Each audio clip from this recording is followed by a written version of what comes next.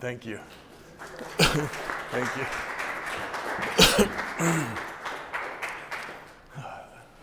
Thank you, guys. How are you all? Hopefully feeling nice and calm and grounded after that meditation, yeah? Well, we're going to have some fun today. And this is not a whiskey still workshop. So if that's what you're hoping for, you may be disappointed. That said, we do have some soil to pass around, so we'll be sure to do that, Bonnie.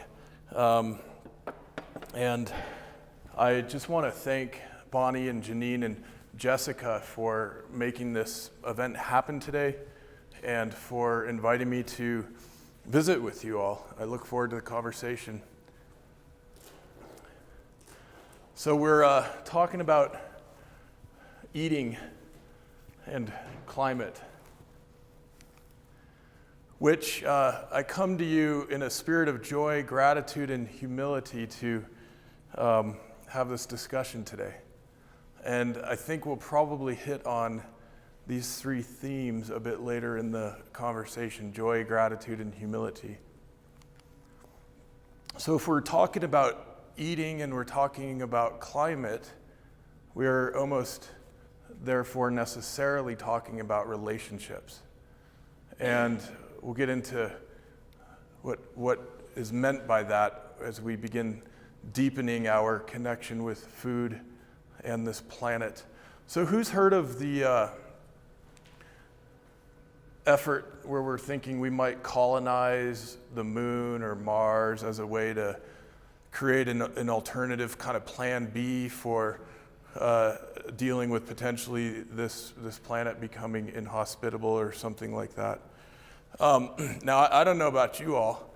I did study some philosophy over the years and have an appreciation for logic and understand that many of our friends who are engaged in these efforts are doing so for probably good intentions. That said, I don't think we will ever encounter a spacecraft better designed and more effectively self-maintaining than this planet that we share, right? We are on spaceship Earth, every last one of us, every human being alive at the moment, every human being who has ever been alive shares this single spaceship.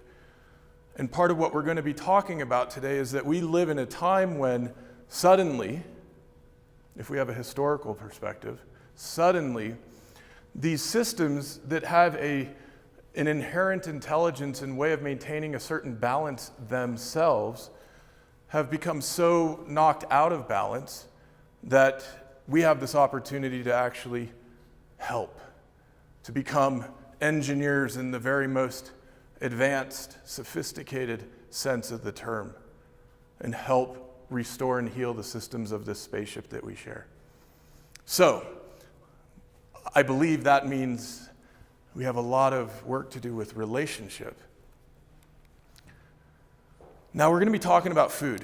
The thing I've noticed whenever we end up talking about food in a variety of settings and groups, demographics, different types of people, and I have the opportunity to travel around the country some, sharing these messages and themes with folks in all kinds of different communities. And I have found that often when we talk about food, we get kind of emotional.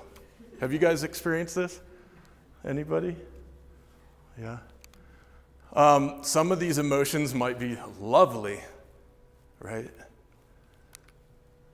Some maybe not so lovely. Our relationship with food, in fact, can be loaded with different emotions. Sometimes we get in arguments with each other about food. And right, sometimes it gets messy.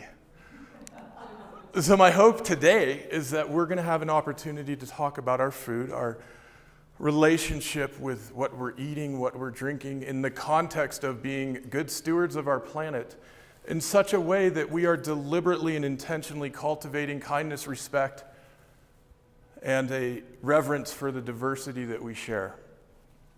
So that's the intent.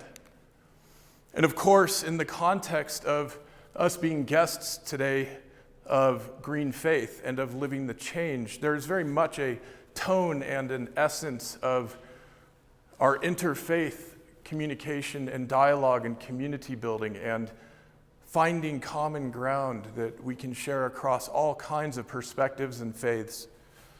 And how many of us might identify with one that we see on here? Could I see a show of hands? Can you guys see this is representing all sorts of different faiths around the world? Yeah. There's our spaceship right in the middle. So I just want to, again,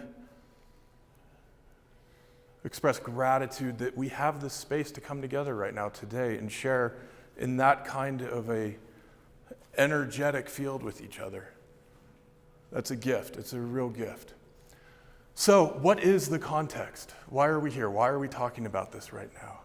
It's quite possible that a few hundred years ago, if we were to be able to travel back in time and visit with some of our elders and ancestors anywhere on the planet, we wouldn't probably need to be talking about some of these things. Because we weren't yet at this point in time that we now know of as the Anthropocene. We are now in the Anthropocene. And what does that mean? Does anybody recall what that word means? Yeah? Would anyone care to share? Well, it's a term that, as I understand it, some geologists like and some don't. And it's addresses humans and the environment. Yes. And it addresses the extent to which we humans, not as individuals but collectively, are making a huge impact on the planet. Instead of, and I'm reminded something I read a long time ago. Allegedly, the hummingbirds take just the right amount of nectar. They take more, that's not good for the planet. They take less, they don't survive. So maybe we should try to imitate hummingbirds. Beautiful. The hummingbirds are very special. I will share, John, with that mention that we are creating a whole series of children's books around these topics, and this is the first one we brought, celebrating soil, and there's a hummingbird very early in the story. And of course, the hummingbird shows up as a very important friend and ally in many of our traditions around the world. Yes, so thank you for sharing that. So Anthropocene, anthropo, you guys may be familiar with the term anthropology, right? The study of humans. So the anthropo means the humans. And what we're saying is that we are now living in a time when our impact on this planet as humans is so great that we are having effects that are of geologic proportions, right? And indeed, we look around and we will see that we are moving mountains. We are changing the chemistry of the atmosphere. We are changing the pH of the ocean, right? There's one ocean. We like to call it a lot of different things in a lot of different places. There's one ocean. So we are having an extraordinary impact. So that's the context. And we don't have these days to wait too many days, it seems, to go from one great storm to another great fire event. As we're speaking today, there are friends and family, brothers and sisters of ours being affected by fires and storms currently. This is happening. And our friends at the Stockholm Resiliency Center have done deep research on the global scale systems and risks that we are dealing with, and we might be surprised to hear that they've concluded that climate change is actually not the greatest risk that we're facing.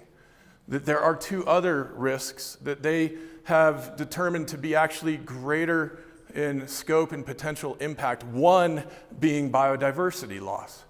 This is happening at a massive, massive scale. Right now, we are seeing the extinction of species at rates somewhere around 1,000 times the normal background rates. And that just kicked in the last couple centuries. That's a big deal. That's a situation we hope to quickly remedy. And the nitrogen cycle is also identified as a very substantial risk that we face. And we'll talk a little bit more about nitrogen a little later in the discussion. Of course, many of us know that the changes in our climate, some people call it climate weirding, some people call it climate destabilization. These, of course, are presenting tremendous risks to us. So suffice it to say that right now in this age of the Anthropocene, we have a lot of very big risks and challenges that we face. And it turns out they will be understood best as being highly interconnected when we take a global view on these things. Now, here's the thing that turns up when we look at this as a global community. What's going on here?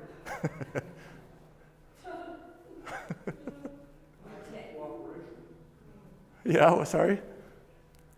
It's a lack of cooperation. Okay, thank you. And we distance ourselves from the problem thinking that we have no connection to it. Isn't that something? Like in this area, the flood already came. We don't have anything to worry about. Yeah. A rising boat lifts all people, but a failing boat Right. eventually knocks everybody out. Yeah, okay, thank you. So I think that to understand this context, we need to also understand and accept that this is affecting us all and in different ways. So let's talk a little bit about a couple of key words here.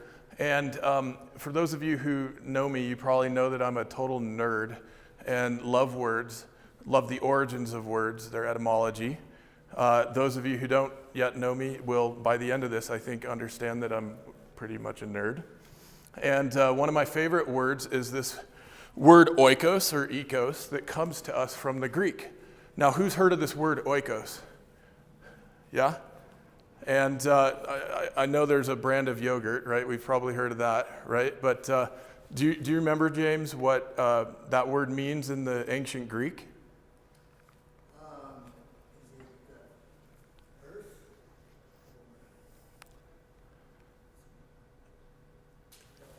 Well, we use it essentially to indicate earth for sure, and it means home. So in ancient Greek culture, we would often refer to our home as oikos, and we would even refer to a special room in our home as oikos, and that would be the room where we would receive guests and neighbors and interact with community. So inherent in this term oikos is this notion of community in the context of home. Now, the funny thing, this is also the root word from which we get the word economy and the word ecology. Okay. And we'll find out soon enough that when we're doing this well on our spaceship, economy and ecology will be more or less synonymous. We've got a little work to do. We're going to talk about three other favorite key words as we go through this: humus, wele, and adama.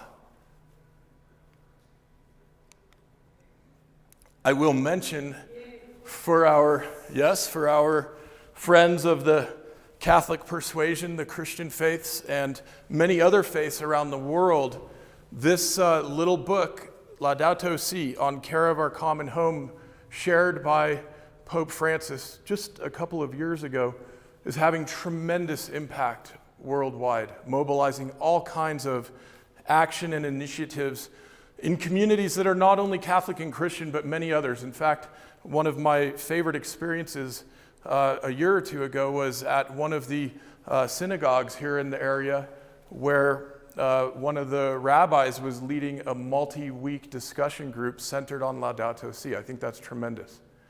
I think that is a very encouraging and hopeful sign of some of what is happening right now in these times. He writes beautifully, and you should all check it out.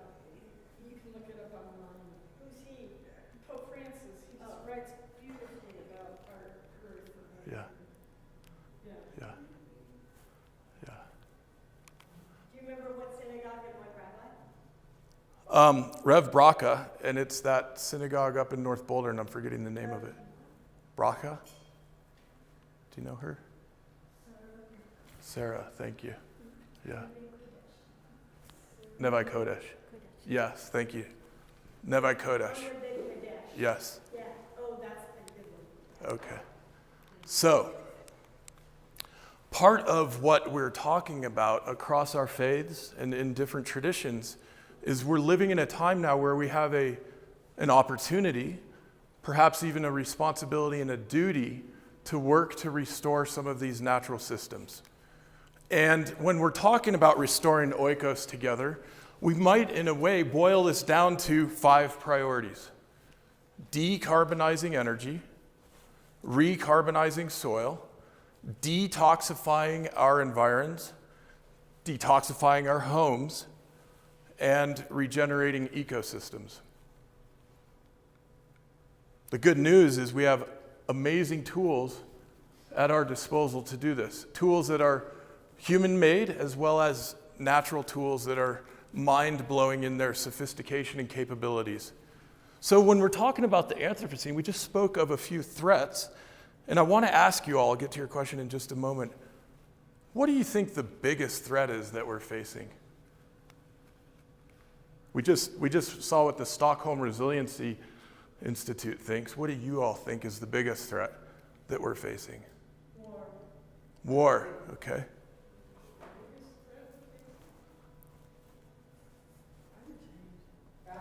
Climate change, apathy, yeah. Lack of connection. Lack of connection.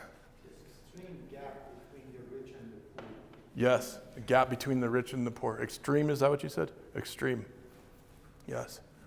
Population growth. Population, it's another substantial challenge that we're facing. And it seems to me that all these are interconnected, meaning Yes. it's not just that there's one, Right, but that there's all these interthreaded. absolutely. The effects of our not thinking much. Aha, yeah. Golly. Thank you, John. Yeah, we don't think much. Yeah. Okay. Very few of us make fundamental discoveries in physics, and if that's the case, I don't think we're likely to think very much when it comes to how to treat the planet, including ourselves. Yeah. I think that is a very important point, John, and we'll talk a little more about thinking. We'll think a little more about thinking. And my experience is that it seems many more of us are thinking more and more about these things. So I'm encouraged by what I'm seeing, and certainly it seems we could each probably do a little more thinking along these lines. So that's positive. Yes? If you go back to those 5 things, Yes? I was at Standing Rock a couple of years ago, and I come from a part of the world that has experienced colonization. Yes. So we were talking about decolonization. Yes.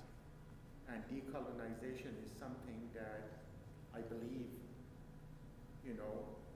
can in some way bring together all those 5 things. Yes.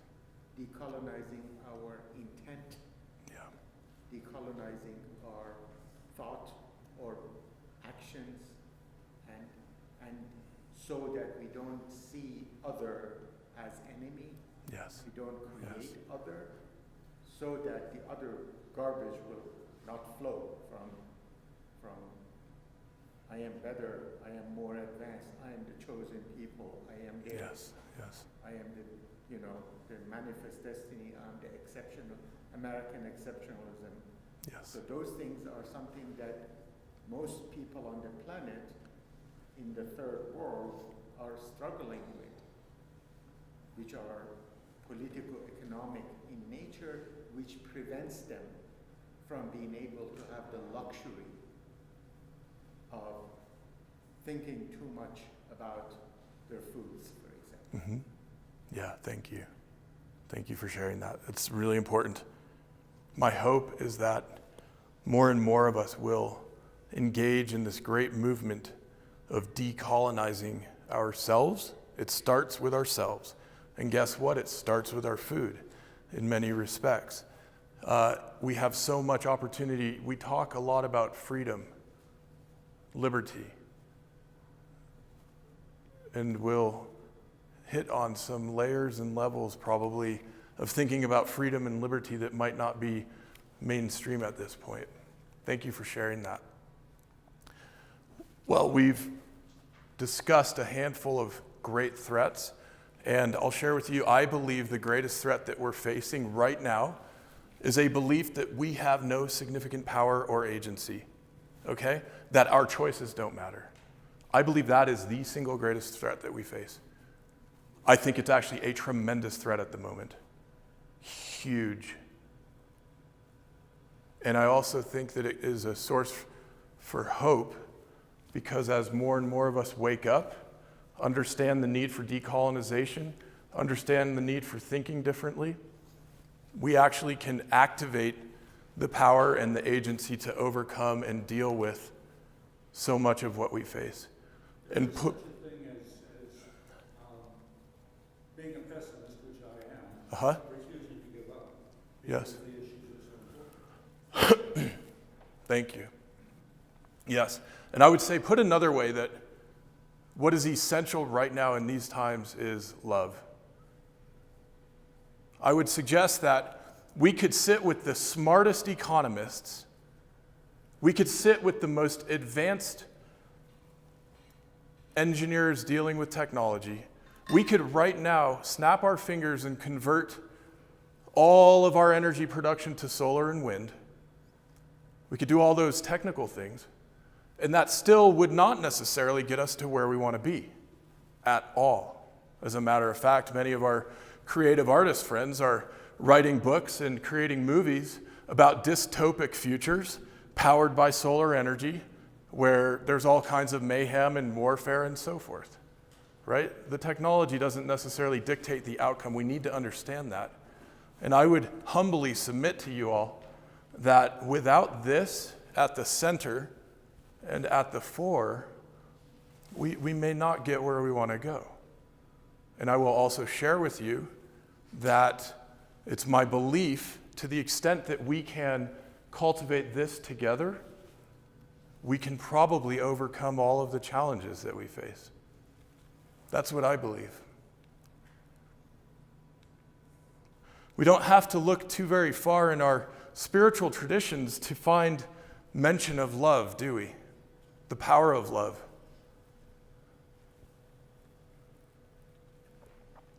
Here are a couple of my favorites from recent times talking about love in the context of biophilia, loving the living planet, loving the life that makes up this magical, wonderful, miraculous spaceship. And of course, there's a Jesuit, Chardin, who talked about the noosphere,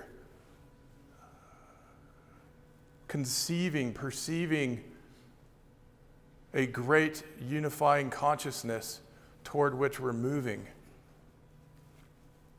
grounded in love.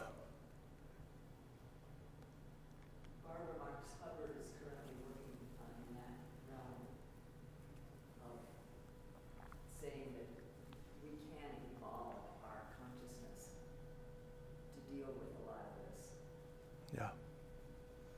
Yeah, beautiful, beautiful.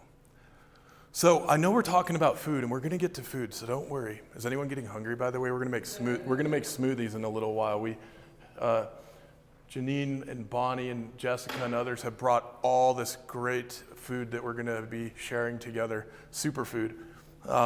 So we'll get there. But before we talk food specifically, I can't help myself but want to talk just a little more on economy, how we are conducting the business of our home.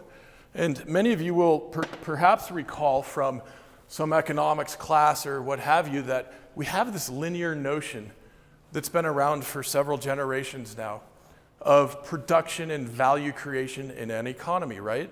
We start at the beginning, primary production, point one, which is essentially where we are harvesting natural capital, right? It might be timber from the forests. It might be fishes from the seas. It might be ores from the mountains, right? And then we, through our human genius, have some ways of processing these things to value add to them, right? So we take that timber and we make lumber. We take that ore and we make steel rails for railroads or what have you. That's the secondary, the manufacturing and production step in the value chain.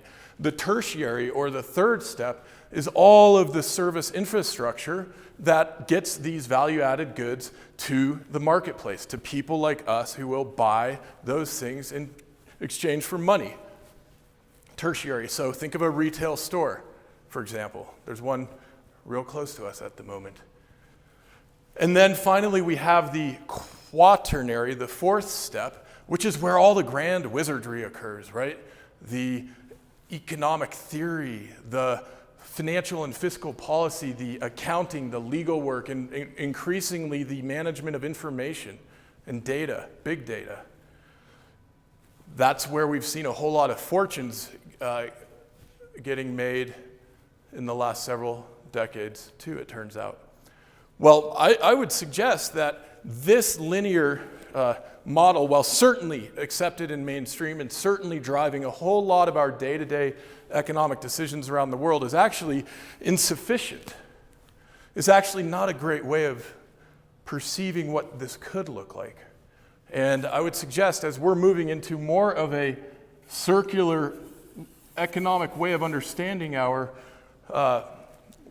business activities, which frankly is going to be more in line with ecology of this planet, we might introduce a fifth layer, quintenary, where there's an intelligence coming through human beings that understands the primacy of love and stewardship and is making sure that that is more and more infusing all of the activities, products, and services coming from the previous four steps in the value chain.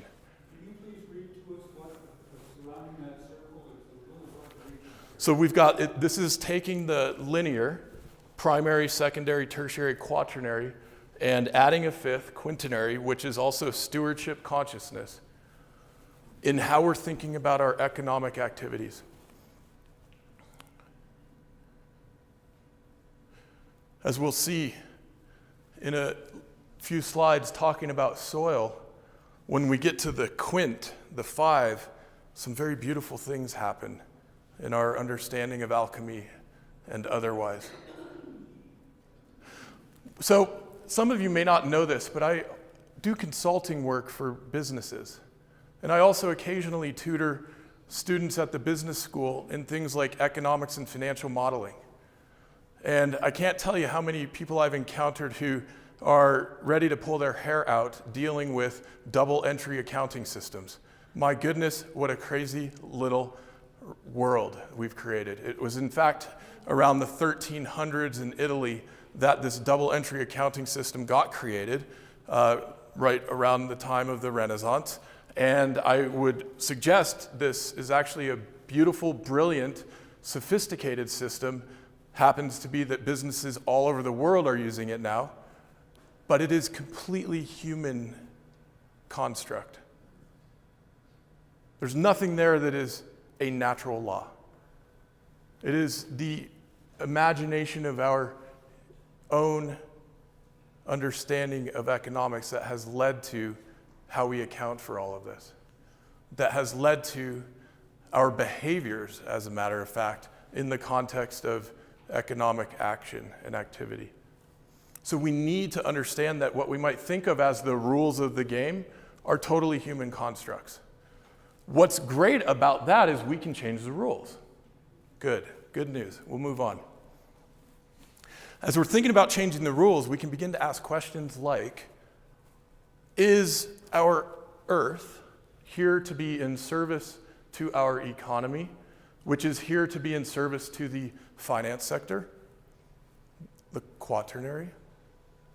Or might we change the rules a little and say that no, finance is here to be in service to our economy, which is in service to our Earth and the Earth's inhabitants, including all of our human brothers and sisters. This is a model borrowed from Hunter Lovins, dear friend of the community many of you may know. Yes? There's the quote, the earth does not belong to us, we belong to the earth. Yes. We are borrowing it from our children and our children's children. Thank you. Okay, so we'll get smart about economics. And you probably can't read this. I'm gonna read this for you. And these are, it looks like to me, probably a dad and some kids in a cave. They've got tattered clothes, so it looks like it might be under rough conditions. And here's what the dad's saying. He says, yes, the planet got destroyed, but for a beautiful moment in time, we created a lot of value for shareholders. Okay? We have to approach this with a little humor and levity, right? Because we have an extremely challenging situation. And we have a choice.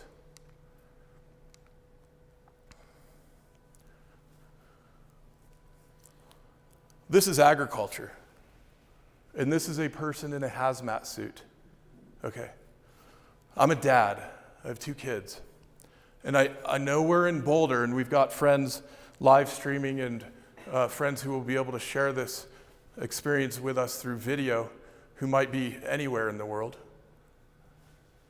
And sure, we're in Boulder, and call me a little wacky, call me a little fringe about this, but I don't know. I don't want to feed food to my kids that was just handled in such a manner that a person was required to wear a hazmat suit. Call me crazy. That's how we're doing agriculture.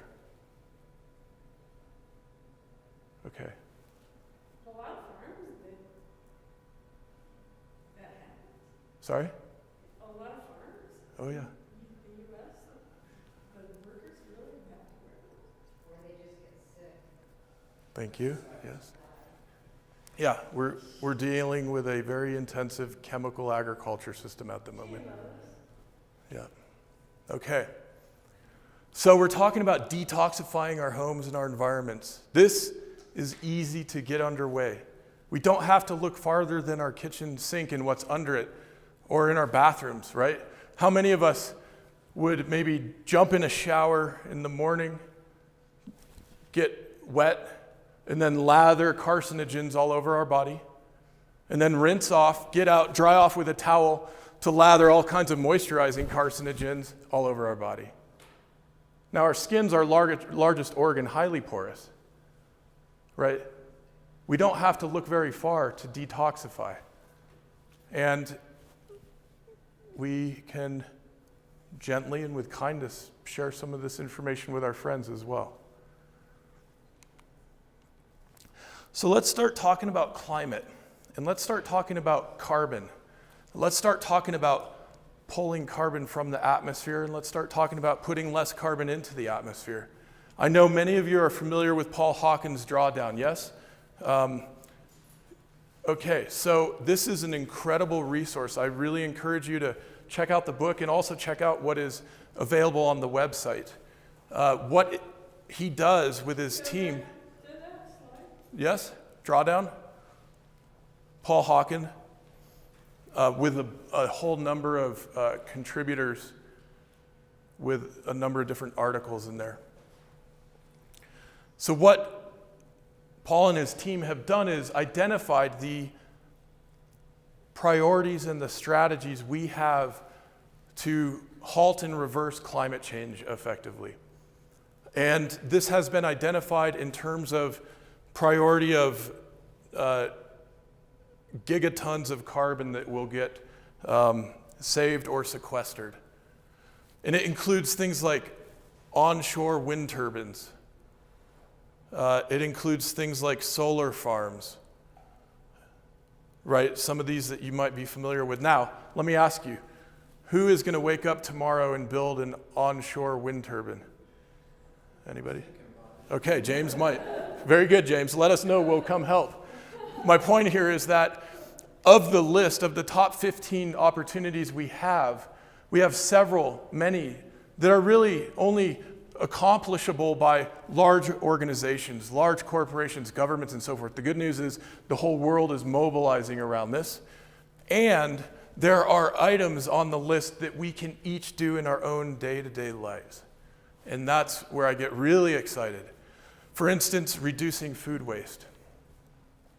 Now, when we're thinking about food and we're thinking about climate change, I think one of the first things we can discussed together is the fact that if we were to treat food waste in a ranking of nations for climate emissions, food waste would be the third most emitting country in the world. In other words, our food waste worldwide is producing greenhouse gas emissions greater than those of all the countries on the planet except for the United States and China.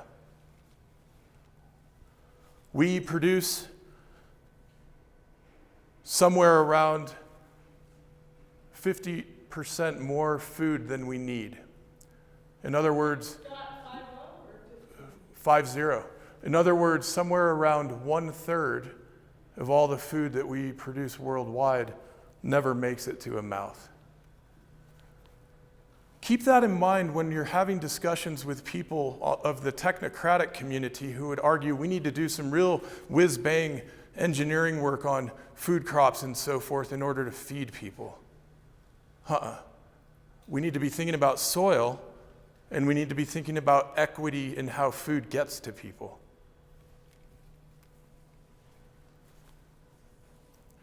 On this list as well, we find plant-rich diet. I know some of you are very excited to talk about that today, and we will. Regenerative agriculture is also on this list, as is afforestation. Who's planted a tree this past year? Anybody? Yeah? Let's do some more of that, eh? Come springtime. Let's get some community tree planting days together, shall we? So long as they're local trees. Good idea, John. Like, how about willows and cottonwood? That, I think, is just about the only trees that we have that aren't indigenous. Thank you, John. Yeah, so by the way, I'll mention later in the presentation, there is a fabulous event coming up on Friday, the Ecosystem Summit, which the City of Boulder is hosting. Wine Earth Community will be there, EcoCycle, and many others.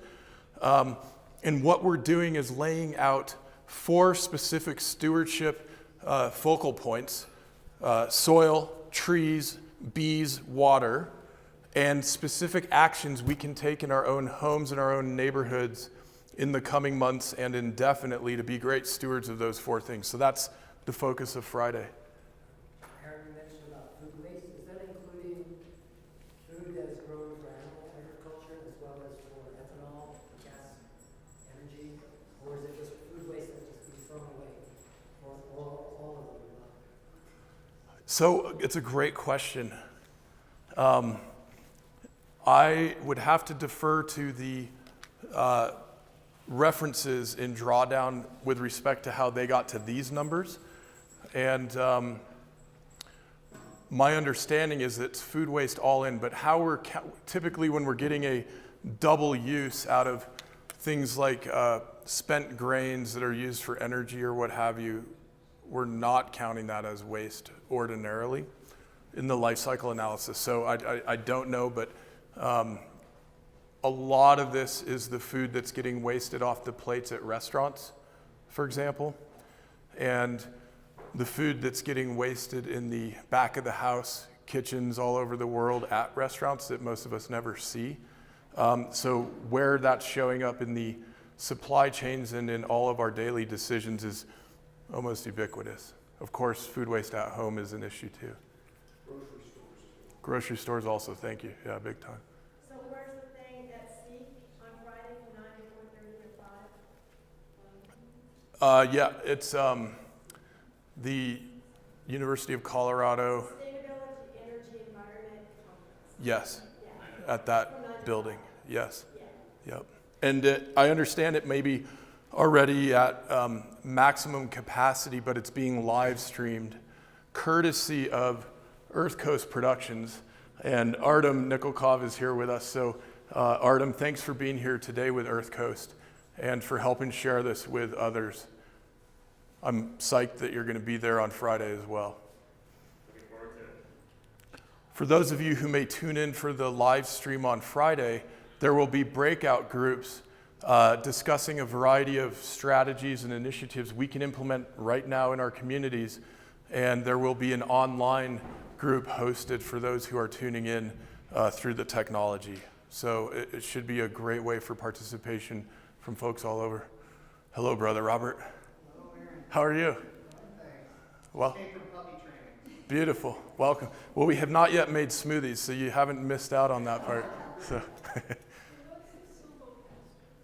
So silvopasture is silvo meaning forest and pasture meaning pasturing animals within forest ecosystems, and sort of like permaculture, if you're familiar with permaculture, where we work with multiple levels, literally physical levels of a system mimicking a natural forest, and learning to work with animals in that environment to get the carbon sequestration benefits of the trees that are growing, and the animals as they are defecating, that manure is also contributing to soil building, which is an important part of the carbon sequestration strategy.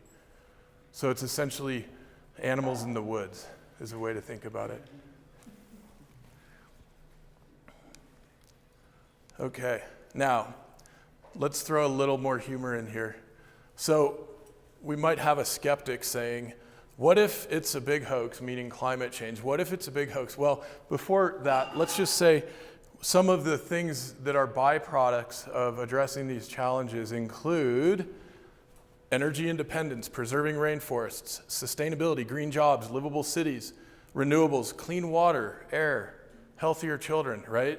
All these side effects that might emerge as we're confronting and dealing with some of the climate change challenges. So now the joke is somebody stands up and says, well, what if it's a big hoax and we create a better world for nothing?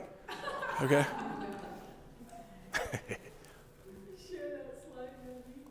Yeah, of course. It's a good one, yeah? Okay, so let's pause for just a moment. Let's do a few breaths and close our eyes. Maybe put our feet on the ground. Let's just go inside and let's just reflect on what in the conversation thus far might we see opportunities for change in our own lives or in our neighborhoods and communities that we can help cultivate and enact.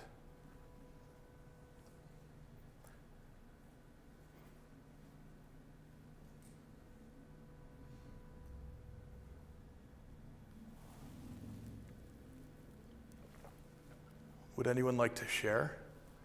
Does anyone have a thought to share? Stop wasting food.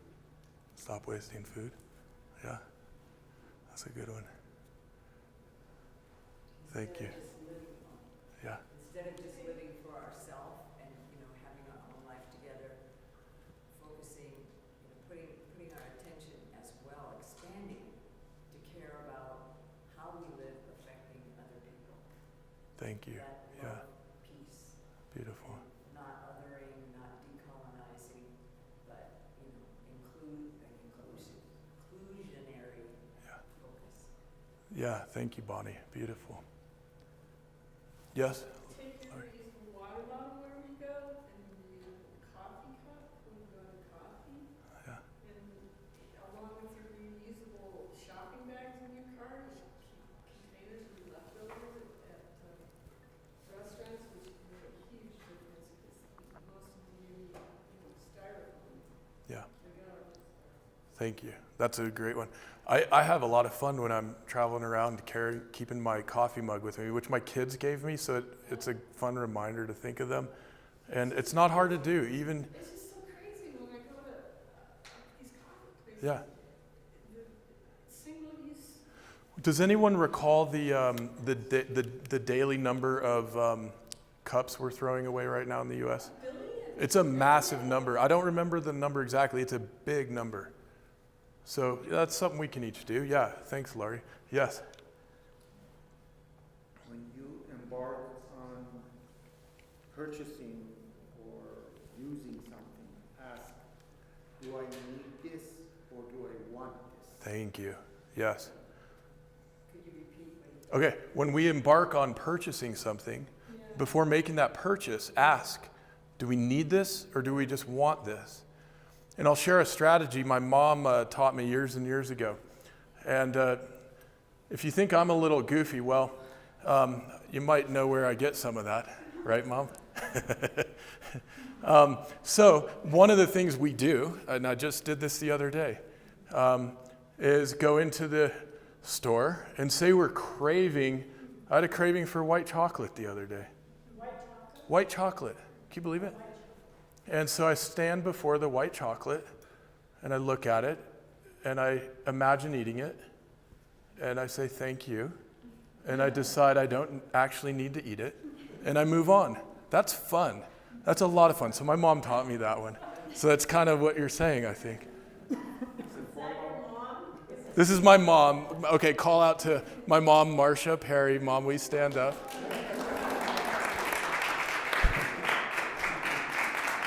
And her partner, Bruce, is here too. Bruce, thank you for coming. Craving white chocolate is a form of white privilege. I believe you're right about that. I don't think my Mohawk ancestors would crave white chocolate. They craved other things.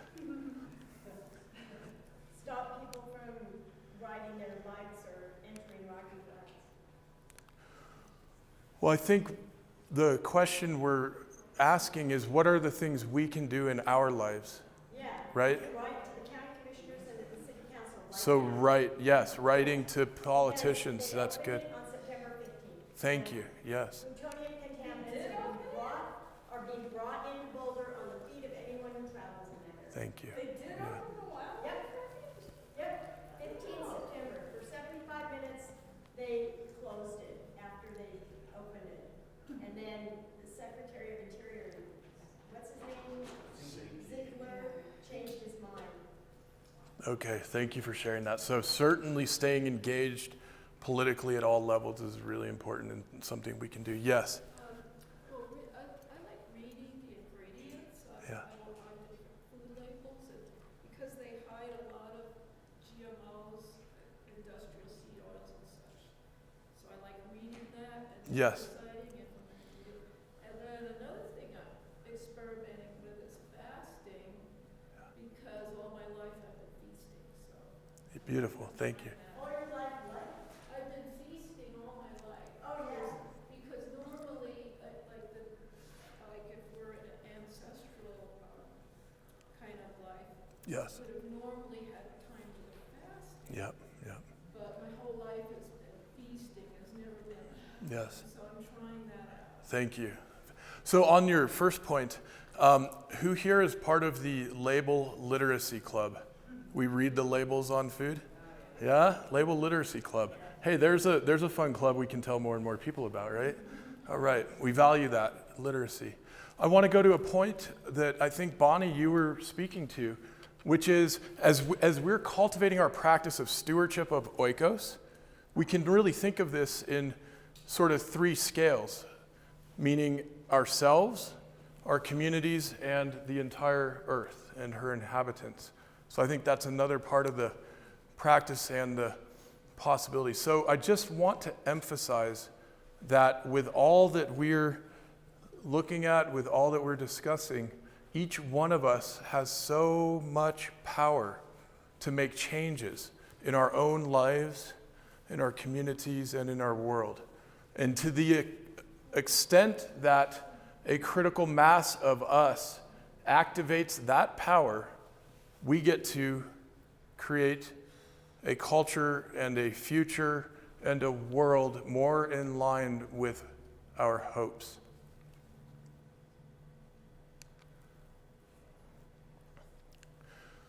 Becoming good at that type of stewardship probably also means we get to become really good stewards of our own minds and hearts. Like John was suggesting earlier about the function of thinking. There's an active function of thinking, critical thinking, creative thinking, imaginative thinking. There's a chapter in the book, Why on Earth, called Envision, the power of our ability to envision a future, envision our own lives in the future, and then move toward that in a creative and willful way is tremendous. It's one of the great gifts we have as humans. And of course, that power to envision brings with it tremendous responsibility. So we have that active side we also have a receptive side to be good stewards of. And it turns out, guess what? We are being bombarded by thought forms, attitudes, ways of thinking about our world, ways of thinking what's possible, ways of thinking about what is human nature. Are we nasty, greedy, violent creatures? Or are we loving, compassionate stewardship experts? That is coming into us all the time through media, through the things that we're watching, the things that we're listening to on the radio, the books and articles that we're reading or not reading. We get to be really good ecological stewards of that as well. And guess what? I can't be the steward for what James is letting into his consciousness. And Bonnie cannot be the steward for what I am letting into my consciousness. This is one of the things we each have to do on our own. We get to help each other, support each other, enjoy laughing about this in community, but ultimately that form of stewardship is part of our responsibility as individuals. I just want to mention, we do have a few copies here too, that the book Why on Earth is exploring these interconnected themes in 33 chapters. As some of my friends know, it works well as a doorstop as well. And, excuse me, all these themes can be thought of or organized into two main categories or pillars, if you will, thriving and sustainability. And what is meant by those two main categories is that with thriving, we have more of the inward focused, the individual set of practices and opportunities, food, movement, nature, soil, and well-being. And on the sustainability side, we have the 6 core themes of taking good, great care of our world and the inhabitants of the world at the larger scales. So we have stewardship, regeneration, energy, of course, agriculture, of course, choice, kindness. So choice is another word for demand. When we were talking earlier about the Anthropocene and about the fact that we are having geologic scale impact on this planet, guess what's causing that impact? Thank you. Our choices. The demand signals that each one of us is sending into the global economy every day. That is absolutely what drives that big, big machine. The good news is that we can change what we're choosing to support through our demand. I would posit with that understanding that consumer demand right now is among the 3 or 4 most significant geophysical forces on the planet. Right? Let's think of a few. Well, the radiation from the sun's a pretty big one. 163,000 terawatts of energy continually streaming on the planet. That's pretty big. And we should be using it. We should be using it. Thank you, Lori. Gravity's a pretty big one, right? And then we've got our human demand. It's big. And the good news is we can guide and direct that in a very particular way. So we're going to now work our way through to the food and talk about the food. And in the context of these 5 nodes of practices of our thriving in our own lives. And one is the wele, and this is a Middle English word that means well-being. It's the word that we get the word wellness from. And it's also the word that we get the word wealth from. That might surprise you a little bit. Our word wealth comes from a word that means well-being. And so part of the fun that we get to have right now is essentially recasting what it is we mean by wealth in our communities and among ourselves. We also get to talk about our connection with nature, the importance of movement and soil, and of course, food. So, On another day, we might be able to get in more depth around some of the well-being practices, but the meditation we did at the beginning of the session together is a great example of one of the well-being practices we can cultivate. And when we do things like meditation and specific breathing practices, things like yoga and Tai Chi as well, we are having tremendous impacts on our nervous systems, on our immune systems, on our cognitive performance, on the neurobiochemistry that basically is causing our experience of reality. So those are all wonderful things that we have opportunities right at our fingertips to practice and cultivate. When we're talking about movement, of course, we know, and it's really exciting seeing what's occurring in the science right now, we know that our physical exercise not only helps to keep the sort of machinery in good working order, but affects things like our immune system, affects things like our cognitive performance. In fact, we're realizing more and more in the research that walking, literally the ability as bipedal organisms to ambulate, absolutely affects how our minds perform, our cognitive performance. And it also correlates to the level of performance of our immune systems often. Yeah, James. Somebody said to me one time that your two best doctors are your left leg and your right leg. Yeah, I love that. That's excellent. I might remember that. And I would ask you, maybe as a way of a joke here, how many of us, and this is going to be an interesting question, how many of us have cars? A lot of us, yeah. Okay, now how many of us have driven our car to a store? Okay.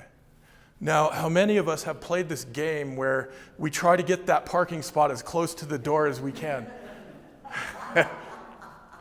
And by golly, there are those moments when you're driving along and somebody pulls out just in time and you get that very first closest position and you've won the game and you're like, thank you, Lord. And what have you won?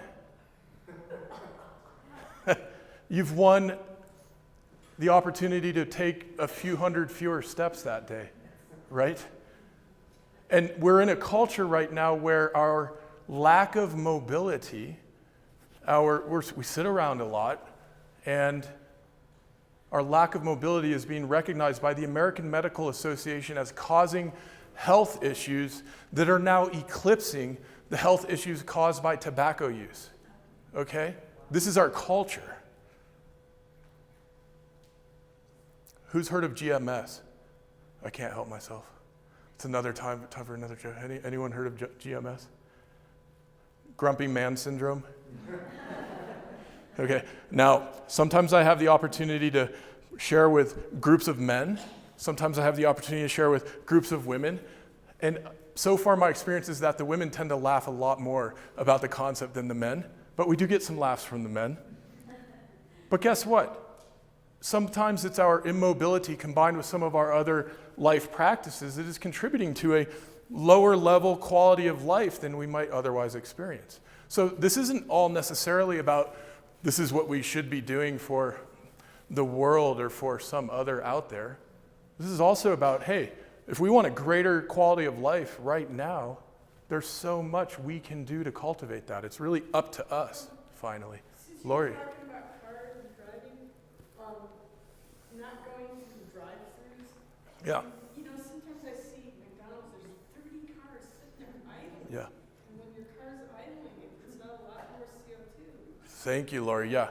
I'd have to share that notwithstanding the fact that I enjoy coffee, probably if we find ourselves at a place that has a drive-through, we might want to reconsider some of our dietary practices in the first place.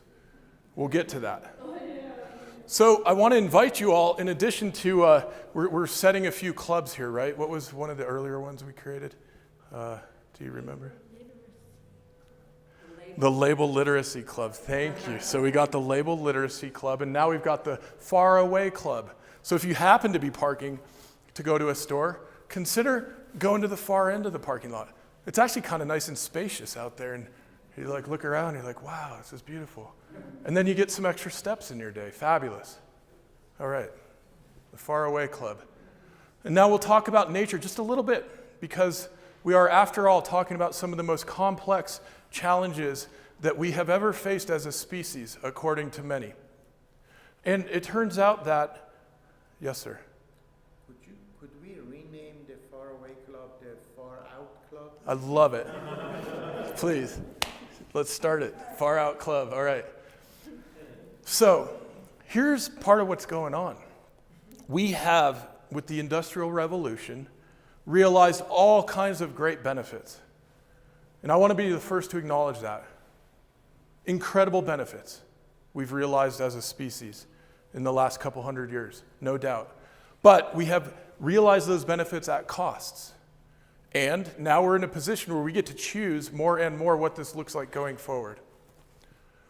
One of the costs that has shown up along with our increasingly urbanized way of living is that more and more of us are living disconnected from an experience of nature.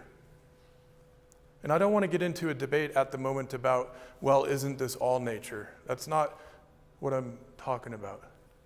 What I'm talking about is being in a place where most of what we see is not man-made. In fact, might be alive and green. Yes? I'm not against all technology. I don't think anybody ever got killed by a telescope. Thank you. Interesting. A telescope. Yeah. We could have some more discussion about that, John, at some point. So, the reality is that more and more of us are living in increasingly urbanized lifestyles. And we are increasingly becoming disconnected from an experience of a natural living environment. And along with that comes a disease, a pathology known as nature deficit disorder. I didn't make this up. This is getting increasingly recognized by the medical and the psychology community. In fact, increasingly prescriptions are being made to people to get out in nature, the Nature RX it's called. Now, the real nasty thing about this nature deficit disorder is that when you have it, you probably don't even know it exists as a disorder, let alone that you might have it.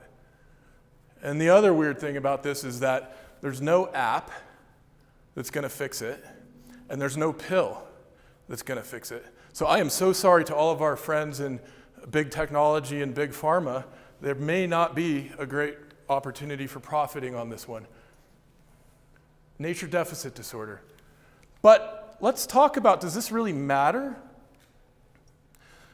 Does a deep visceral connection with nature that grounds and empowers us, does that really matter? Well, let's see. What did you say about profiting? The remedy for nature deficit disorder is for us to get out into nature. So it's not a pill and it's not an app. Right. So the businesses that might be in the business of making apps and making pills may not see an immediate opportunity there. Yeah, an immediate opportunity. Mm-hmm. But who cares about immediate opportunities? Well, they do, certainly. Yeah. So let's pause and remember. This was a bee I took while riding up at Salto in Netherlands. Picture. Beauty. What a beauty. A real friend. Where is it? This is in Netherlands. Yeah. So let's remember, let's close our eyes.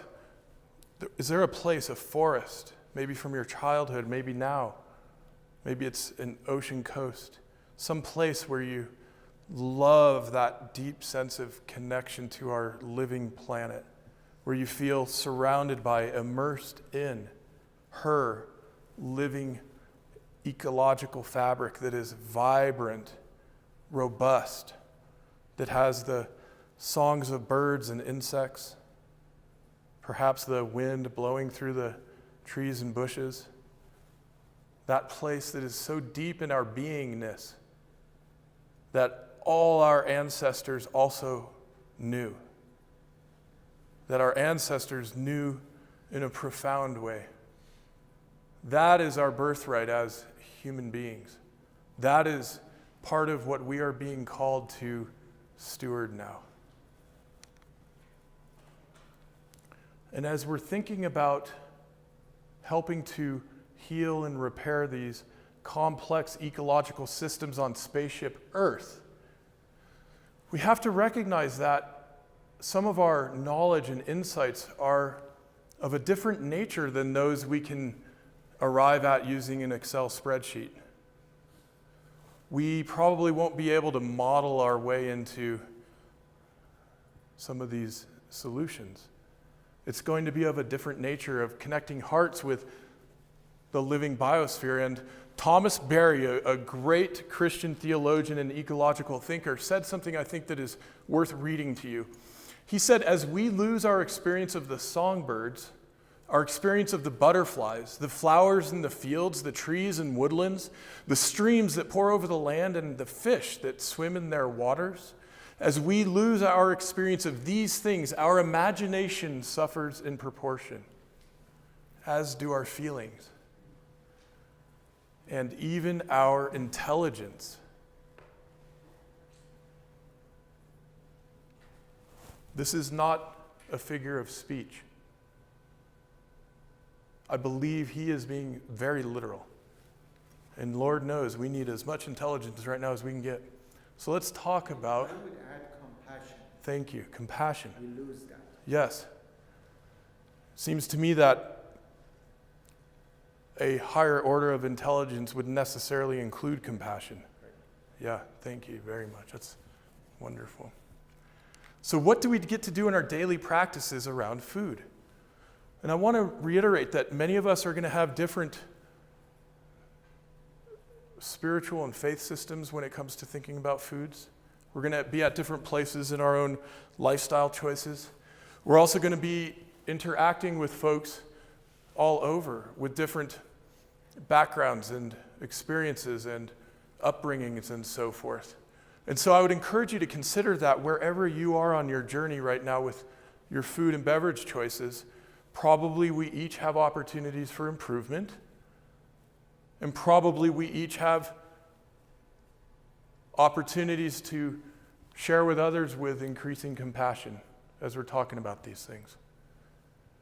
I think that one of the great ways we might consider thinking about food is asking ourselves, and pick your favorite historical spiritual teacher, what would fill in the blank have been able to eat or drink in his or her time? That might be one guide, one way to approach a framework that will help us with all this. And I want to talk about the probiotic piece. And somebody mentioned earlier the microbiome. And does anybody happen to know about how many cells we have in our bodies? Does anyone recall this number? Billions and billions and billions, a lot. Cells in our body. Big numbers, right? I've seen it put at over 1 trillion. Lori counted them. So, guess what else? Does anybody recall about what percent of the cells that make up our body are human cells? 40? I can't remember, it's like 50% is not. At least. Yeah, we're learning more and more. We got all those bacteria that have in Yes, yes. Yeah, so the literature is telling us right now that somewhere over 90% of the cells in our body are non-human cells. In other words, we each have a farm. Okay? We each have a farm. We each are growing things in our farm. We each get to choose what we're growing, what we're not growing. And guess what? These different critters crave different things. So we might have critters that really like Dr. Pepper. We might have critters that really like Fritos, right? We have critters that crave different things. And what we get to do as we are tending and stewarding our farms is we get to invite certain critters to not reproduce as much and invite other critters to reproduce more. That's part of what we get to do. This is so much fun. And now we're beginning to understand that in our bodies, we have a bundle of nerves around our digestive system that is receiving signals from those microorganisms and sending those signals up to what we call the mind up here, the brain. Those signals going from gut up are orders of magnitude greater in occurrence than signals going from brain down.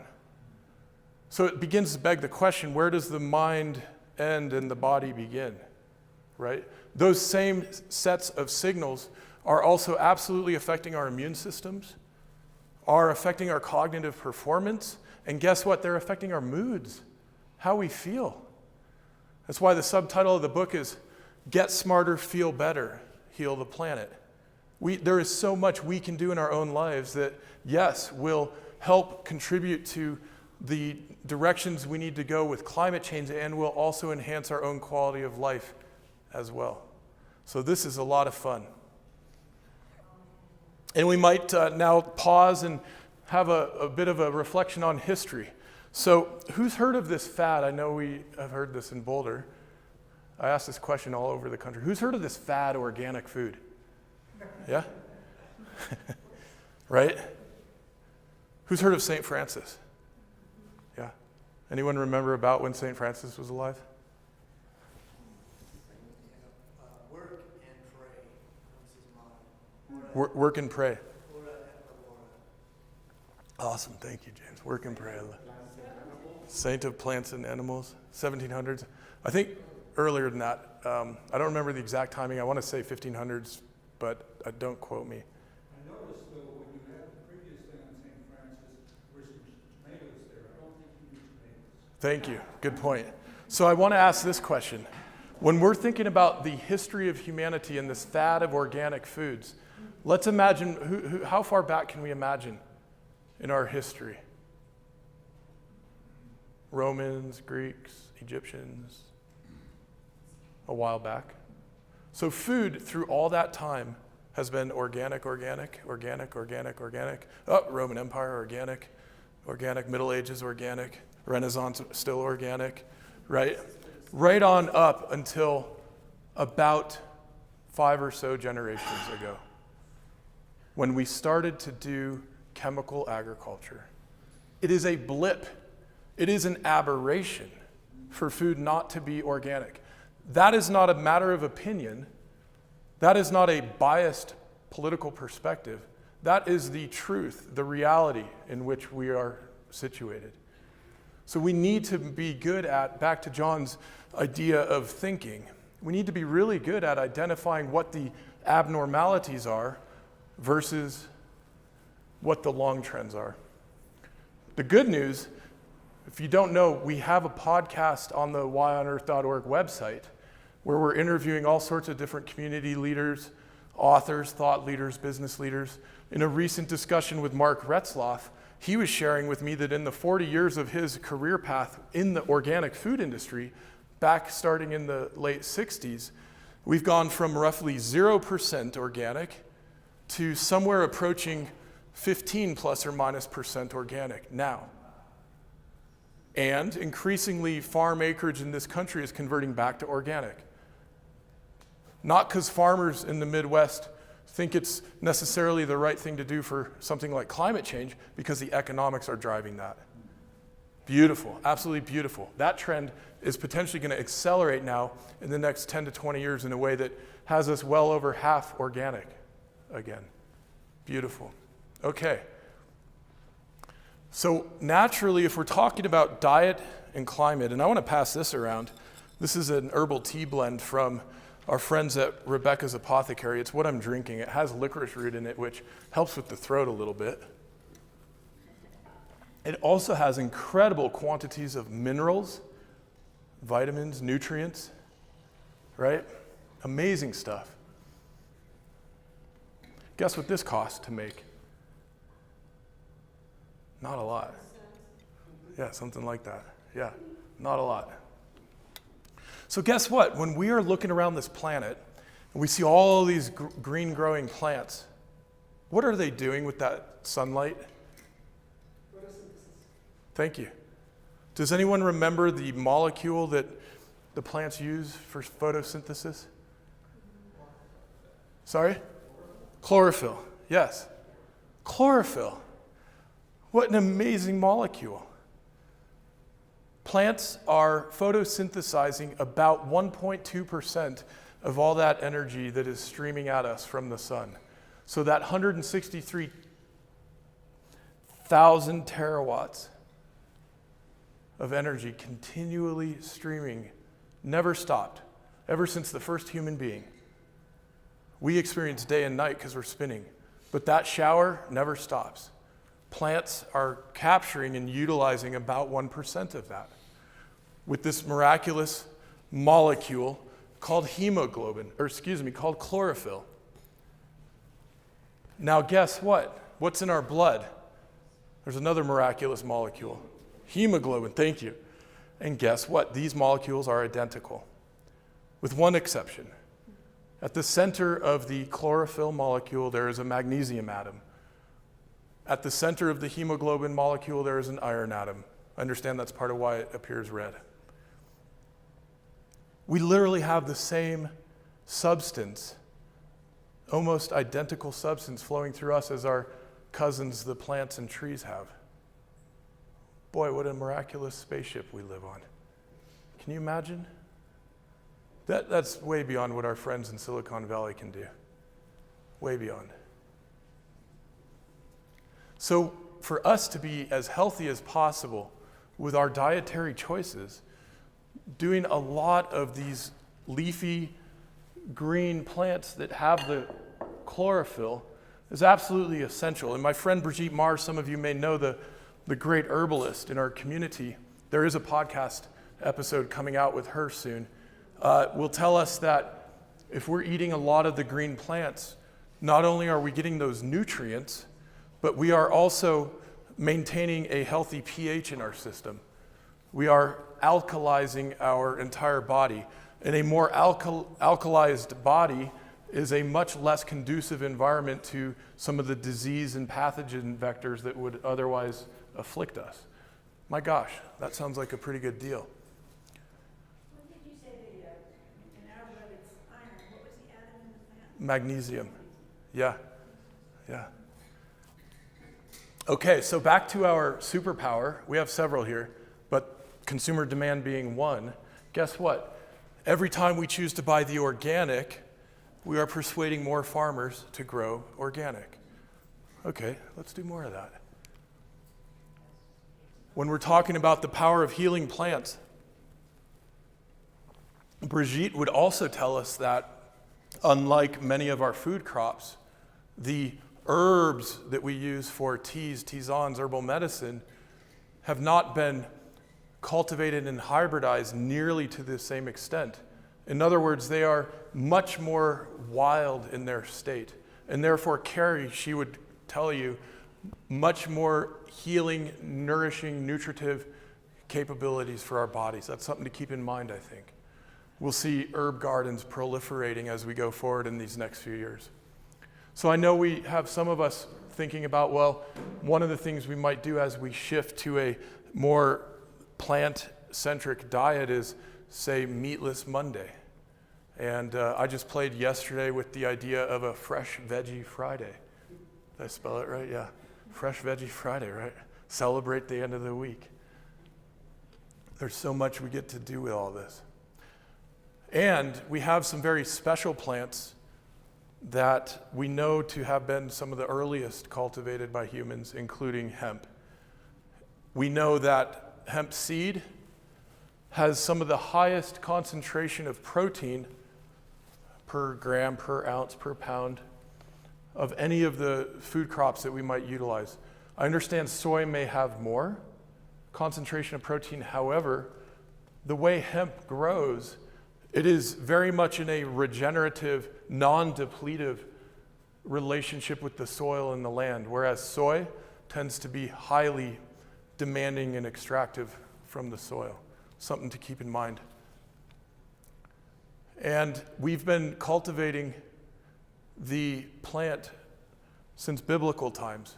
There are many who think that the formula, the recipe for the holy anointing oil that the high priests in the Old Testament would have used would have included hemp or cannabis in the formula. Cannabosum, it's called.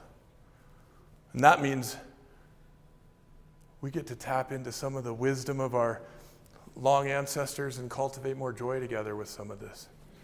And the great news is that more and more of us in this country are living in places where hemp is being increasingly cultivated.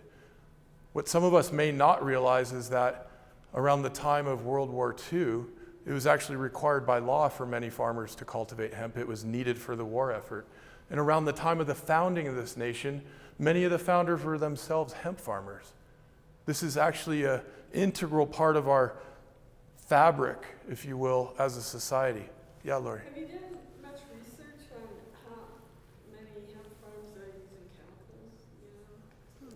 That's a really good question. I have been hearing anecdotal information about this. My understanding just from the people I know in the area, in the industry, is that a lot of the outdoor hemp being grown in soil is being grown more in the organic manner, whereas a lot of the cannabis being grown indoors for recreational purposes tends to be more chemically intensive, in part because when you've got an indoor environment like that, you can get outbreaks of pests and so forth that wouldn't naturally balance like they would in an ecosystem outside. So that's a really important thing to be paying attention to, and we need more and more of this to be organic for sure. Yeah. There's ways to grow organic inside. Mm-hmm. True. Yeah. Thank you. Yeah. And I think it's really important to stress there's a substantial difference between hemp that is used for food, nutrition, for healing ailments like arthritis, like aches and pains and so forth, versus the recreational use of the psychotropic THC varieties of hemp. Those are different.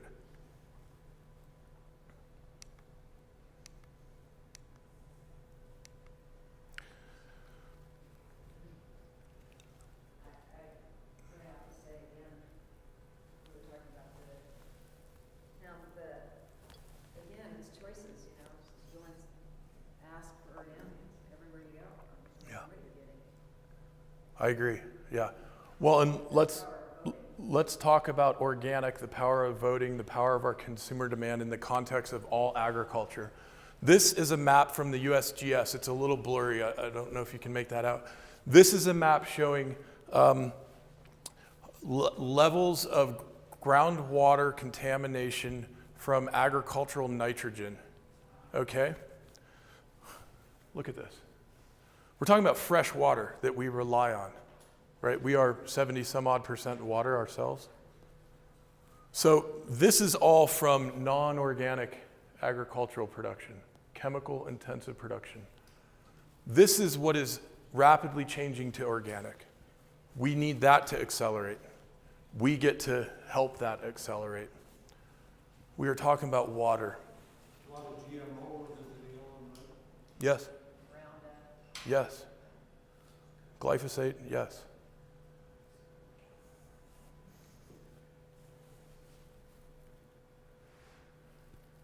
We're talking about water. We're not talking about stock market performance. We're not talking about whether we're going to colonize Mars or not.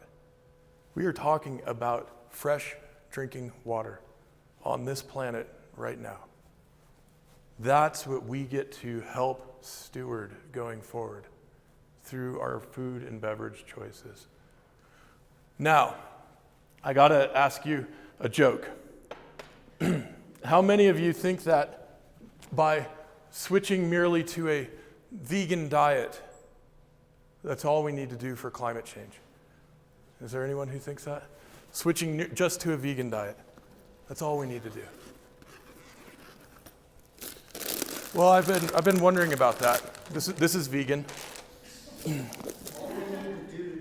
This is vegan to deal with climate change. This is also vegan. Climate change. Okay. Oh, these are also vegan. They're actually on special since we just had Halloween. Okay, now, here's my point. Glyphosate, chemically intensive agriculture, water pollution, that's all here. And this is vegan.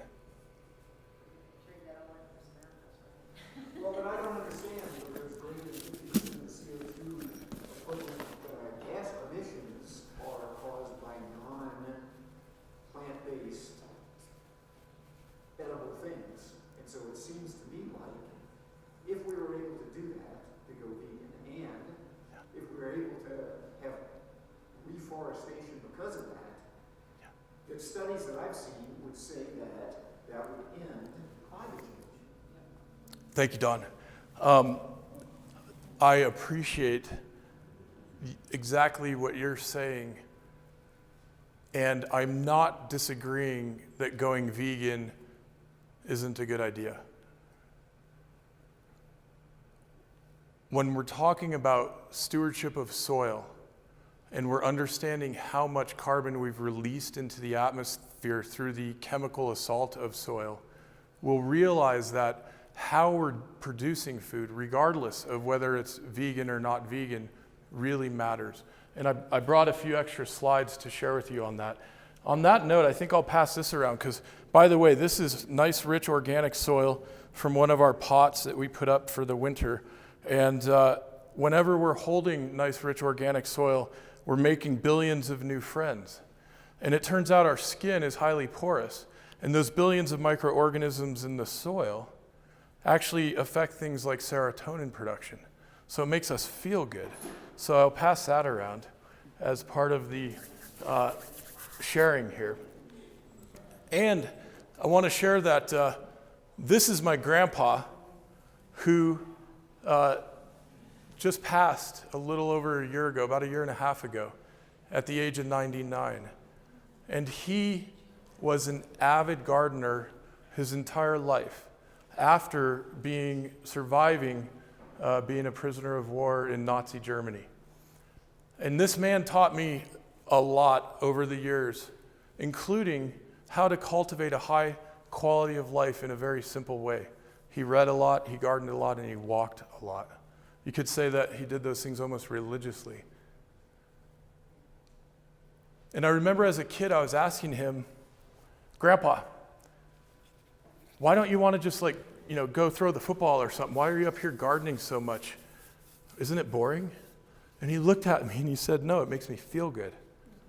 And now we understand through the ability to see more and more complexity in our neurobiochemistry that literally interacting with soil is affecting our serotonin production and our mood, our quality and feeling of joy, contentment, peace in life. And we know increasingly that folks that are dealing with various trauma, including folks returning from war zones, are working with soil as a way to heal. So soil is healing. Not only do we have an opportunity to heal soil, soil heals us.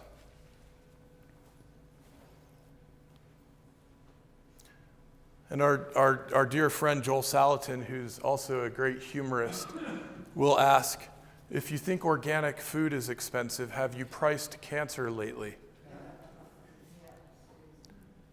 Okay. Hear what you said about your grandfather and the concentration camp? And what? Concentration camp? He was a survivor of a prisoner of war camp in World War II. Yeah.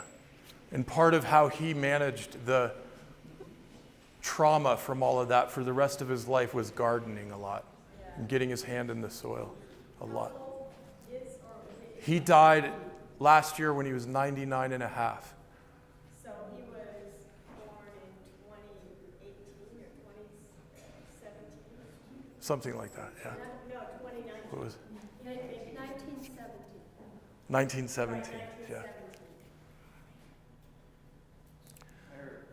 So your mom's dad. Quantity of information is really important, but could you give us a break so that we can absorb some of this? A break? Yeah. Sure.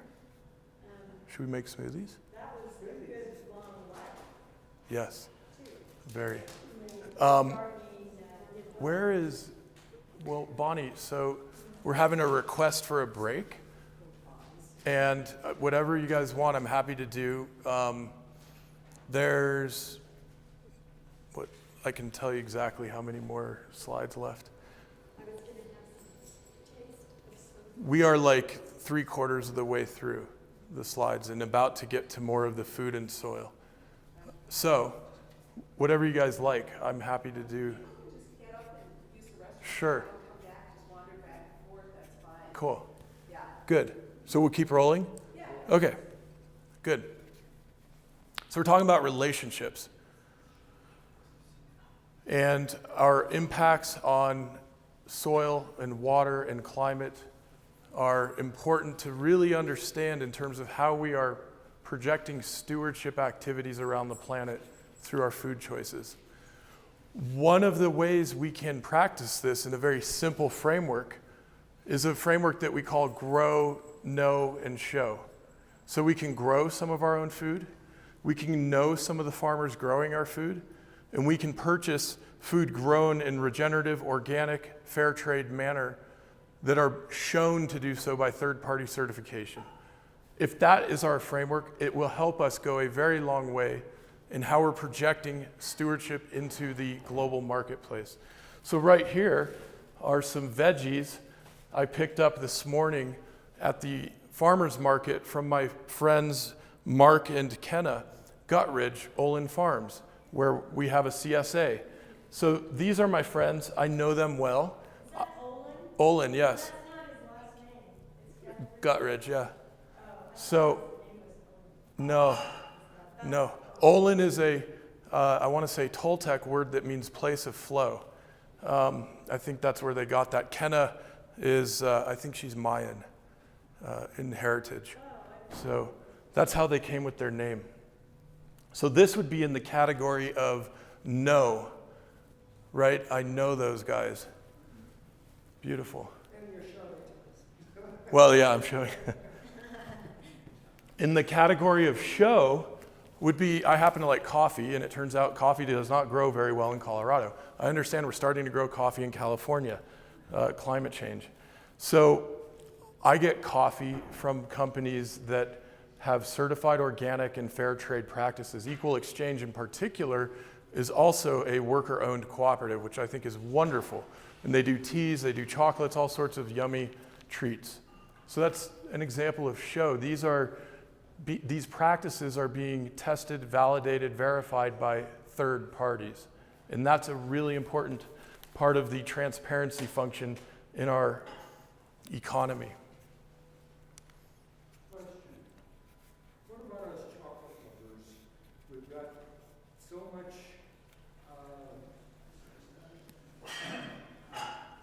CO2 involved in going from either Africa or South America to Europe to here. Do we give up chocolate? I probably would say that's a personal choice, right? What do you think? Hard to do. I don't eat a lot of chocolate. There are companies that have those certifications Yeah. that are producing chocolate in good manner that you could go for the ethically produced chocolate. Absolutely, absolutely, yeah, very much so. And I would ask you to imagine this. Imagine in the very near future, all of our transportation is powered by non-fossil energy sources. Then what would you say in response? Yeah, at least a little bit better. Okay. And what if purchasing chocolates in that scenario from companies like this that are doing great stewardship of land and community in that place, wherever it might be, is part of what we get to choose? It's very exciting where we're headed. Very exciting. We have a lot of work to do. Okay, now let's get to the very controversial topic of animal agriculture. Grass-fed beef is a question I ask all around the country. Who's heard of the fad grass-fed beef? Right? This new conspiracy of the natural foods companies? Yeah? Okay. You get the point, right? It was always that before it is what it is today. Thank you. Yeah, so ruminants, large ruminants, bovine type animals like buffalo and cattle have evolved over eons to digest grasses. They do that job very well with the help of trillions of microorganisms in their many stomachs. And as they're doing that, they are depositing manure, aka soil building fertilizer, wherever they go. These great fertile plains and bread baskets all around the world, we're increasingly understanding, are the result of those ruminants doing their thing over time. There's an organization right here in town called Savory. I don't know if you can see that logo there, that is doing work all around the world with ruminants to heal and restore landscapes that have already been so degraded they have become deserts or close to become deserts. They are restoring those landscapes by holistically managing and grazing these live animals through that space, getting them to deposit those manure packets and getting these incredible soil ecologies to come to life again. So this is happening all over the world. At the Paris Climate Summit, the global community recognized soil building as one of the most important strategies we have to help stop and reverse climate change. Yes? In your before photo, what exactly are the ruminants supposedly eating there? The bits of grass, my understanding is they are going in, there's still some grass here and there. It doesn't seem to be sufficient to sustain. So that's where they have to move them through pretty quickly, right? They're actively managing those animals through those landscapes. There's a whole effort along many of the deserts, so the southern part of the Sahara Desert around the Gobi Desert, where the combination of tree planting and working with animals in this manner is literally halting the expansion of those deserts, and the intention there is to reverse that. Don't you also have cases where the ruminants are actually destroying the degrading environment? We do, and the folks at Savory and others would say this is all a matter of how it is managed, essentially. Or ultimately, I guess what you're saying is, do we need animals for food at all? Which I'd say probably we don't. I think the question has a couple more parts. The question might be, do we need soil for food? And do we need animals for soil? Yes. Okay. No. This is something that, I mean, animals just walking around, but we don't need to kill them. okay. We don't need to grow them, or, it's a matter of degree. And I don't think we really, I eat meat, okay? But I'm saying that, in opposition to my own practice. Uh-huh. Okay, thank you. But I don't eat very much meat, so it's a degree, Yeah. I Well, don't let me share this with you all. So I have the opportunity to work with a lot of farmers and agriculturists all over the place. And my takeaway from those folks is that to the extent that we recognize soil as essential to food, and to the extent that we recognize that soil building, generation of soil, is one of our strategies for dealing with climate change, we have to get good at working with these animals. Now, this is talking about humus, soil, right? We may not agree on that point today. I don't want to get bogged down there. I understand that that's a point that many people feel very passionately about. What I will share is that I have yet to encounter any farmers, organic farmers, I should say, who don't say that animals are integral to a healthy organic farm ecology. I haven't met any yet. What's going on with soil, to put this in perspective, right now, if we were to increase soil carbon 10% worldwide, that would mean sequestering all the fossil carbon we've released since the beginning of the industrial age. To put that into context, spaceship Earth. Would you mind repeating what you just said? If we were to increase the carbon content in soil worldwide by 10%, that would equate to sequestering all of the fossil carbon we've released. So the soil is an incredible store of carbon. The ocean is also, by the way. And when we understand how the carbon cycle works on the planet, we know that soil is probably going to become increasingly significant in where we're headed, taking care of this place. Now, one of the fun things that implies is we get to work with trillions of microorganisms and have a lot of fun doing so. Now, Leonardo da Vinci, he knew a thing or two. I don't know if any of you know much about him, but this guy knew a thing or two, right? And he said, we know more about the movement of celestial bodies than about the soil underfoot.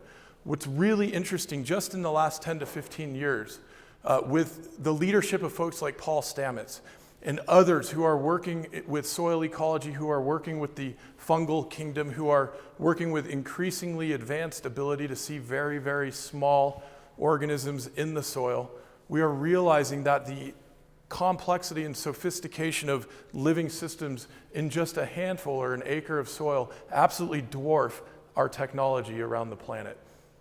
These are such complex systems and such beautiful systems, and now we live in a time where we get to have fun and play with them and collaborate with them. Our language tells us how essential soil is to our humanity, right? The Latin, where we get this word humanity, humus, soil. We also get the word humility and the word humor from that same root. So humus, humanity, humor, humility. Seems like those four might be good for us to practice around. And in the Hebrew, in a creation story that many of us hold dear, we have the creation of humanity, of Adam, or Adam, from the soil, the clay, the Adamah. The relationship between our humanness and our soil is so close, it's in our languages. And there is an alchemy of working with soil. Some of you may be familiar with the 4 elements. I brought some here, this feather representing air. We did a prayer earlier with the 4 elements. This is a holy water. We have the fire here, soil, very special soil here. In the soil, you have all 4 elements at work. If we can see and understand the energy, the fire that is exchanging among those billions of organisms in a handful of soil, we know that indeed there is so much light at work in the soil. It's absolutely beautiful. And we also find this quintessence in the soil. The alchemists would talk about this quintessence where the human willfulness, the human desire to connect and co-create interacts with those other elements. There's a spiritual nature to our ability to work with this soil and to heal through the soil. There's a man, Rudolf Steiner, 100 years ago, who went really deep into this. Sorry? He started all over. Yes. And he said, what were you starting to say? He went really deep into this soil alchemy, and in addition to starting Waldorf education, he also started the biodynamic agricultural system, which more and more are using around the world now. Some of you may be familiar with the Tree of Life, Kabbalah. These are all the corresponding herbal preparations, plant preparations that go into the soil building methods. And I'll pass this around. This is actually a bit of the soil prep that we work with. It's wonderful. Feel free to rub a little on your hands if you would like. This is my friend Lloyd up at a farm outside of Carbondale called Sustainable Settings. Those are cow horns in which these herbal preps are being buried for many months and then brought back up in the form of these preps that help activate the soil building process. It's being used in large-scale agriculture. It's being used in people's backyards. They bury the antlers and let They're horns, yeah, cow horns. So many of the wine producers in California have gone to biodynamic methods. Some are advertising it, a lot are not. So even some of the biggest winemakers are using biodynamic methods because they have been afflicted with so many diseases, blight and so forth, and this is helping strengthen those crops. So it's a method of soil building and agriculture that comes from Rudolf Steiner and is being practiced all around the world, including here in Colorado. And bearing the horns? Yeah, One part of it, or is that? that's part of it. Is that it? Yeah, that's part of it. Yeah.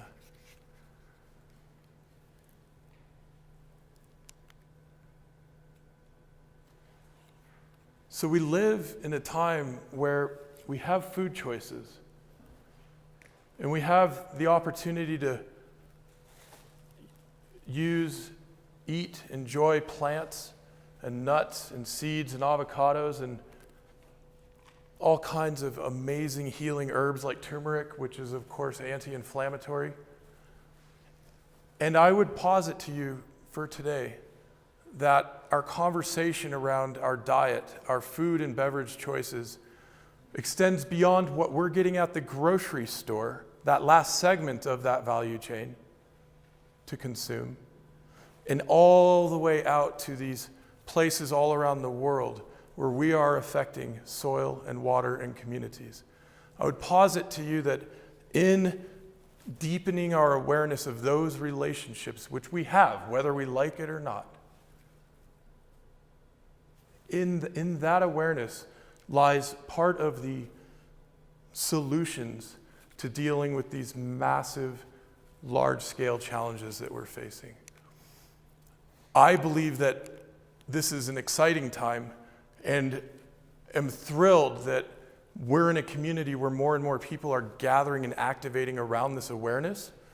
I want to share with you guys that next week, Friday, the 16th, there is an historic ecosystem summit being hosted right here in Boulder by the city of Boulder and several organizations with a specific focus on activating citizen stewardship in families, households, communities, neighborhoods in this area, focused on soil, trees, water, and bees in the context of climate change. I understand it might be sold out, and it's going to be live streamed, as I mentioned earlier, by Earth Coast. So please check that out if you're interested. We also did a podcast with Brett Kincairn, the Senior Policy Advisor for Climate Change and Resilient Communities in the city of Boulder. He's putting this whole thing on. And on that podcast, you can get to it, whyonearth.org community/podcast. whyonearth.org homepage, you'll see a link for podcast. We have a discussion about the work that he's doing and helping to convene. And we are toasting here. That's not wine, that's water. Okay. Spring water from these mountains right here. Now it's water. Yeah, now it's water. And I also want to mention that in addition to Why on Earth, we have a few other handy-dandy books, including this Soil Stewardship Handbook that is full of recommendations and activities for folks of all ages, really. And we are also launching a whole series of children's books. We are doing a Kickstarter right now, in fact, for those children's books. So you can get to that as well, whyonearth.org/Kickstarter if you would like to. The artwork is beautiful. This is one of the originals right here by the artist, Yvonne Kozlina, for the 4 elements.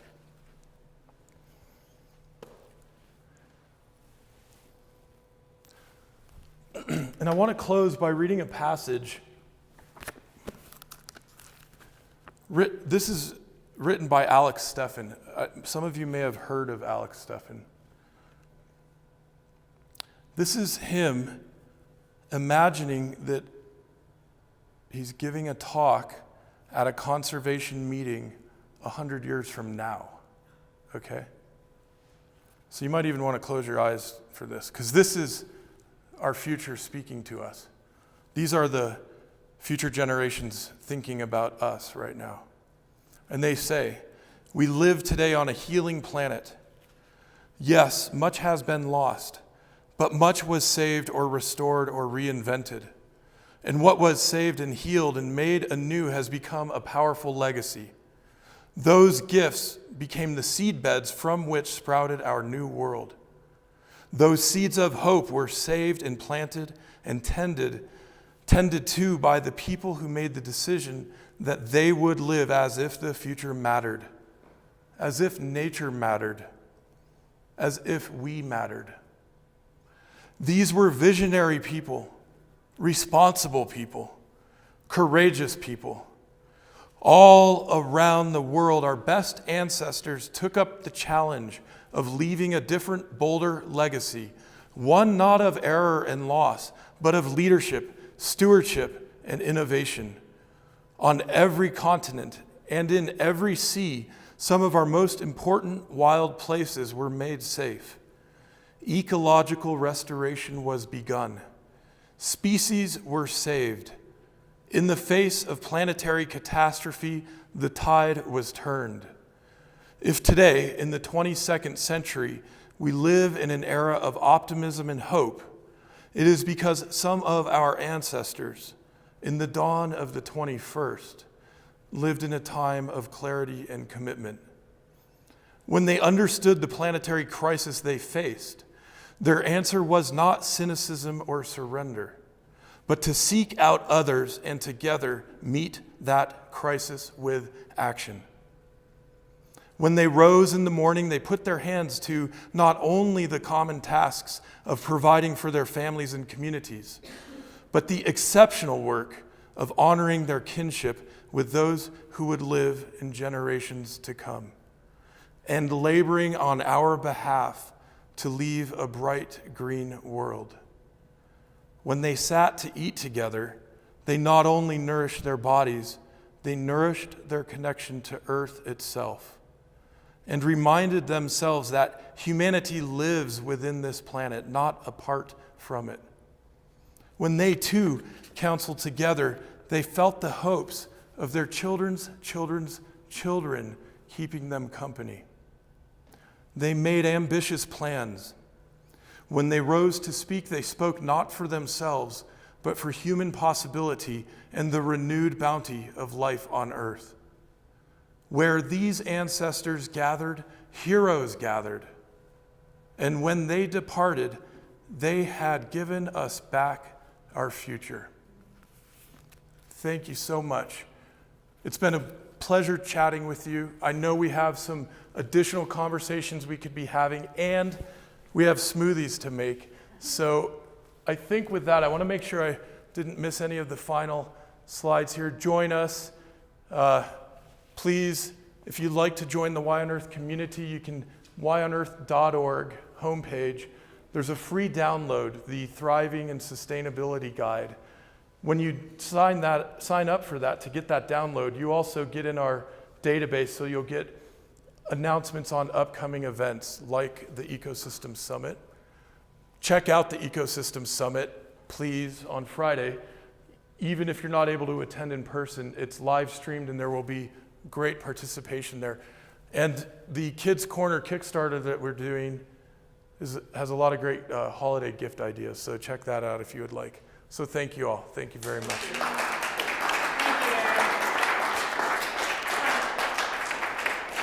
Aaron is going to stay and make these fabulous smoothies. While he does that, we are going to ask you guys to think about the next step in your own lives. This came from the Living the Change program, which is all about the small commitments that we can make that can change the world.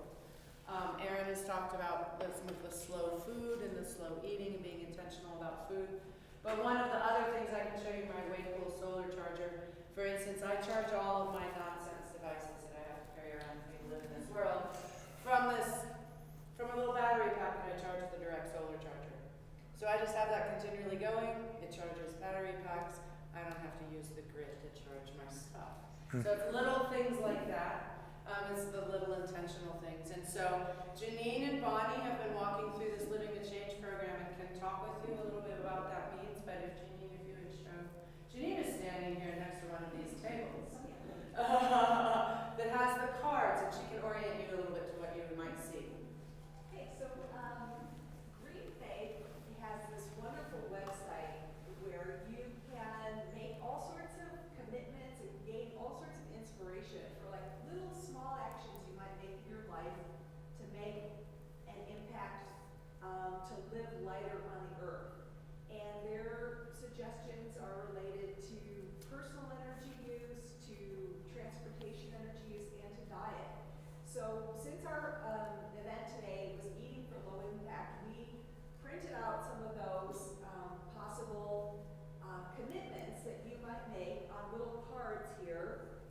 put them around, and we also have, just so you can get some inspiration, and also we have little cards that you could take if you want to, make a commitment.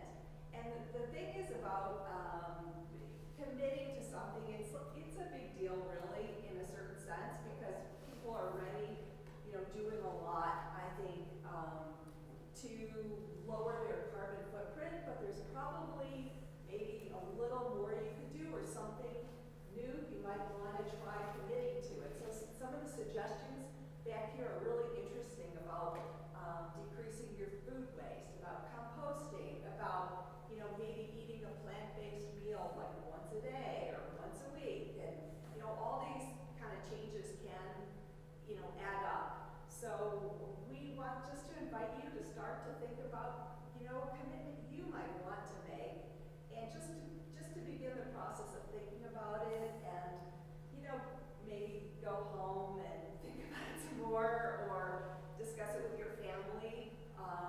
But it can certainly be a very joyous process to think about something you could do and then to do it, and just it's so empowering. For myself, once we joined this program, I started to think about what more could I do, and it was like, wow, I'm not sure. I don't know, but I did make a commitment to eat one plant-based meal a day, and I could do it. It's like I realized, like for breakfast, instead of having eggs, I could have like avocados and mushrooms and sprouts and something like rich that was tasty, and that I didn't even miss the eggs. So there are things you can do, and just want to encourage you to think about making a commitment. So while we do the smoothies, you can feel free to look around at the commitments and gain some inspiration. Ask us any questions that you want, and we'll pass out some of those cards that you can, the little business card-like ones that you can maybe take with you, because they have little blank spaces where you can think about your commitments. The other marvelous thing about this commitment process is people around the world are participating in this. Right. And you can go to the livingthechange.net and you will see world leaders, faith leaders who are actually, it's exciting to me.